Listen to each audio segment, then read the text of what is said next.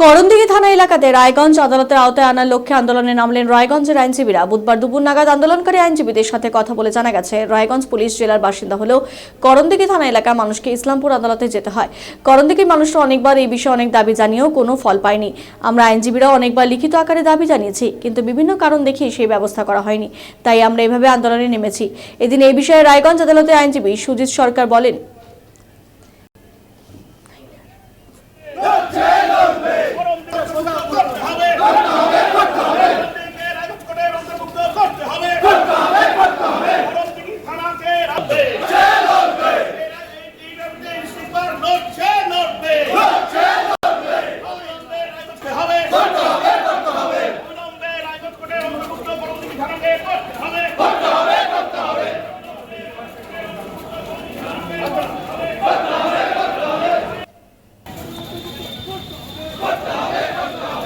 নাম আপনি কি দায়িত্বে রয়েছে?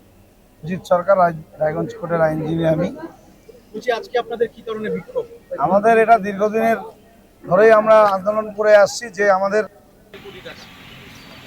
নাম আপনি কি দায়িত্বে রয়েছে? সুজিত সরকার, রায়গঞ্জ কোর্টের আইনজীবী আমি।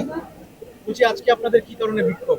আমাদের এটা দীর্ঘদিনের ধরেই আমরা আন্দোলন করে আসছি যে আমাদের যে পিডি রায়গঞ্জ পিডি পুলিশ ডিস্ট্রিক্টের মধ্যে করণদিঘি থানা পড়ছে, অথচ করণদিঘির যে মানুষ যারা বিচার চেয়ে প্রার্থী তারা প্রতিদিন প্রায় 70-80 কিলোমিটার দূরে তাদেরকে যেতে হচ্ছে।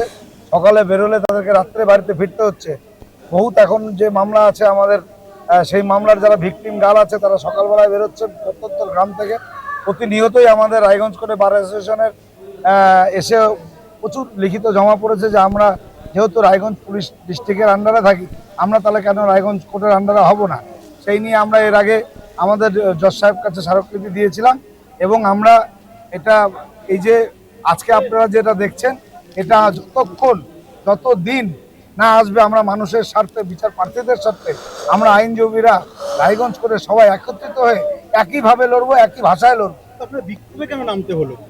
বিক্ষোভে বলতে দীর্ঘদিন যাবৎ আমাদের এটা হয়ে আছে, আসছে না, পাস হচ্ছে না, নানা রকম তালবাহানা চলছে।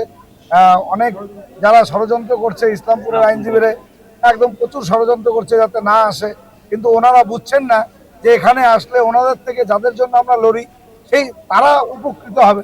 মানুষ জন্য ওনাদেরকে আমাদের মতন পথে নেমে বলা উচিত যে না, যারা করণদিঘি আছেন যেহেতু পুলিশ ডিস্ট্রিক্ট, ওনারা যদি সত্যি আইনজীবী মানুষের জন্য লড়ে থাকেন তাহলে ওনাদেরকে প্রেস বাইট করে ইমিডিয়েট বলা উচিত যে না, আমাদের রায়গঞ্জ কোর্টে এই করণদিঘি থানা চলে যাও।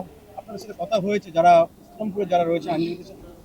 না, আমাদের সাথে তেমন কথা হয় না, আমাদের সাথে কোনো আলোচনামূলক হয়। আমরা তাদের সাথে অনেকবার বসতে চেয়েছি। আমরা ডিস্ট্রিক্ট জাজ আমাদের যিনি আছেন আমরা তাকে প্রস্তাব করেছি, তিনি যা করবেন আগামী দিনে।